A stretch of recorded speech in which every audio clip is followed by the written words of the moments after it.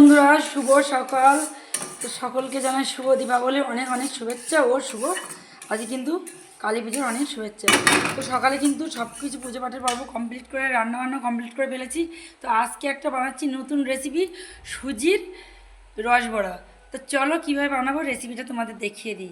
এখানে নিয়ে নিয়েছি আমি এই যে 100 গ্রাম সুজি, না তার থেকেও কম, একদম শুধু সুজি একটু নাড়াচাড়া করে তারপরে ঘি দিয়েছি 1 চামচ মতন দিয়ে ঘিতে সুজিটা একদম লাল লাল করে কিন্তু ভেজে নিয়েছি পুরো। এবার এই সুজিতে আমি জল অ্যাড করবো। এই যে বেশি জল দিলে হবে না, যাতে সুজিটা একদম পুরো আঠা আঠা হয়ে যায়।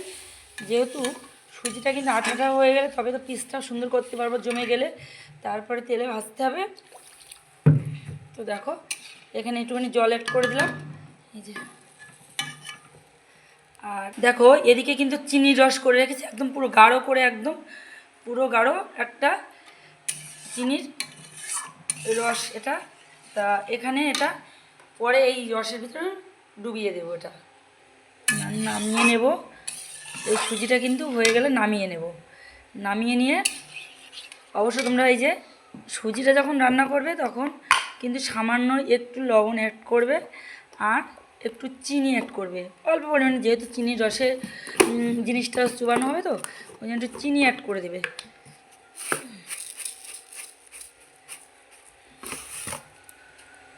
এই যে আমি দিয়ে দিলাম 1 কাপ মতন চিনি, 1 কাপ পুরো না, তবে চিনিটা দিয়ে দিলাম। যেহেতু চিনি রসে দেবো বলে ওই জন্য বেশি চিনি দেওয়া লাগে না।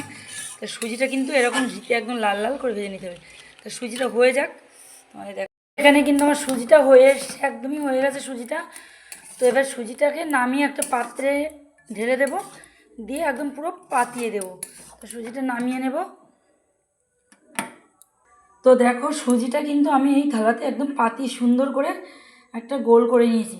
এরপরে সুজিটা জুড়িয়ে যাবে, তারপরে সুন্দর করে আমি পিস পিস করে কেটে নেব। তো চলো পিস পিস করে কেটে নেওয়ার পরে কী করি তোমরা দেখবে। বন্ধুরা সেই সুজিটা দেখো পুরো একদম টাইট হয়ে গেছে, একদম পুরো কিন্তু টাইট হয়ে গেছে। এবার সুজিটা আমি পিস পিস করে কেটে নেবো।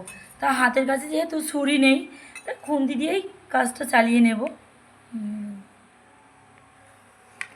তোমরা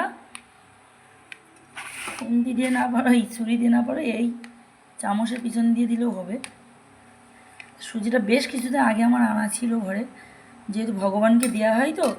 সুজিটা আজকে এই দেবো একটা পিস হয়ে গেল।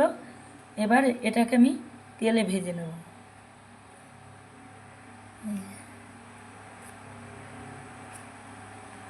প্রত্যেকটা পিস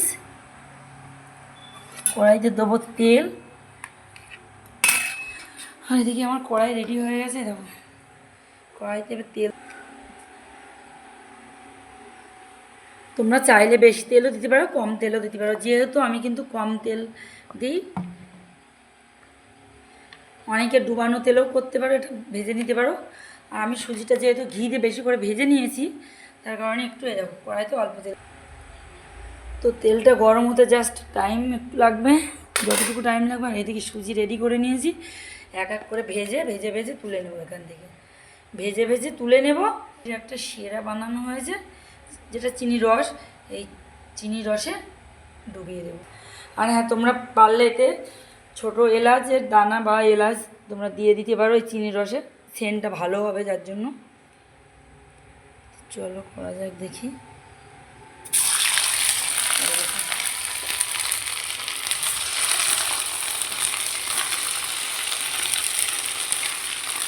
তো বাড়িতেই কিন্তু ফাইনালি ভগবানের জন্য নিত্য নতুন জিনিস বানানো যায়। ভক্তি বাড়তে আসা মানে এই নয় যে আমি কোনো কিছু খেতে পারবো না, কোনো কিছু ইচ্ছা করলে সেটা পারবো না, তা না। সব কিছু একটু বাড়িতে মোটামুটি চেষ্টা করলে সব কিছু তৈরি করে নেওয়া যাবে। সোজা তুলে একটু লাল লাল করে ভেজে নেবো, নিয়ে তুলে নেবো। তুলে নেওয়ার থেকে এই চিনি রসে এখান থেকে ভেজে লাল লাল করে ভাজবো আর এই চিনি রসে দেবো। তারপরে আবার কিন্তু সুজি এই দেখো এখানে ভাজা হয়ে গেছে, এই যে লাল লাল করে ভাজা হয়ে গেল। এবার এটাকে আমি কী করবো, চিনি রসের মধ্যে দিয়ে দেবো। যাবো এক এক করে এখানে চিনি রসে দিয়ে দেবো।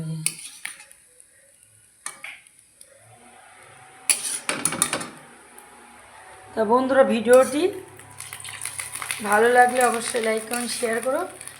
আর তো বন্ধুরা তোমরা দেখতেই পেলে যে কীভাবে তৈরি করলাম। তা দেখো ফাইনালি রসে ডুবিয়ে এখানে দেখো রসের মধ্যে চুবিয়ে দিয়েছি, দিয়ে এই যে এগুলো একটু কড়া ভাজা হয়ে গেছিলো, তারপরে একটু নরম করে ভেজে নিয়েছি। তারপর দেখো ফাইনালি একদম ছানার জিলিপির মতন লাগছে, কিন্তু এটা খেতে কিন্তু দারুণ সুস্বাদু।